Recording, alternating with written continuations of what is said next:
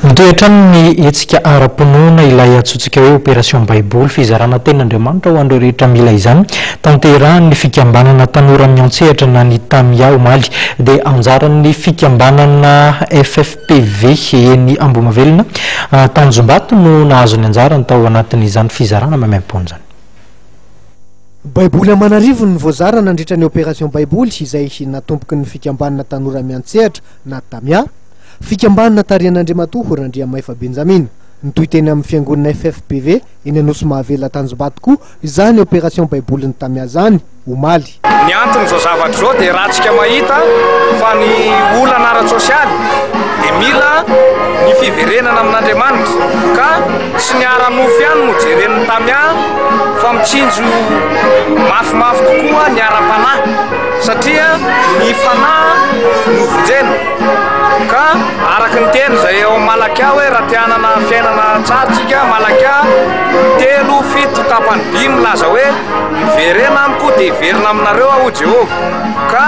izany ihany mba azahoantsika raha misy ny fatahorana n'ilay mpahary dia ny andon'ny lanitra sy ny tsirony tany ho arotsany ho an'izay rehetra manaiky fa Kristy ny lohan'ny fiangonana ao ilay Jehova namorona n'izao tontolo izao. Na dia efa somokitry ny andavanandro ary ny malagasy dia tafiditra ao anaty fampiroboroboana nisy fitorinan'ny filazatsara izao etsika ataon'ny Tamia zao. Dia mizara maimaim-pona ny baiboly itoro filazatsara maimaim-pona tsy hanavahana n'izaniza mihitsy na fiangonana n'izaniza na kristianina na tsy kristianina fa teotombo kristianina dia atao izay rehetrarehetra zay mba azahoan'ny olona tena hoe ana-pitiavana tokoa izany mpanompoana n'Andriamanitra dia omen'Andriamanitra fitiavana koa izy.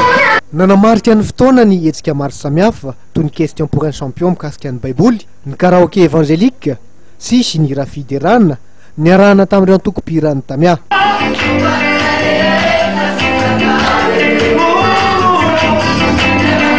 Tontolon'ny baolina kitsitra kosa indray amin'izao fotoana hitenenina izao lalao roa samihafa no tanterahana any Brezila tafiditra ao anatin'ny fiadinan'ny tompon-daka maneran-tany eo amin'ny tontolon'ny baolina kitra. Ny lalao voalohany ahitana ny Espagne sy Australie mitarika amin'ny isa 3-0 aloha zany Espagne amin'izao fotoana izao. Ny lalao faharoa kosa dia izay fanandrinan'ny Pays-Bas sy Chili isa ray ho an'ny Pays-Bas tsy mbola nitokosa treto ny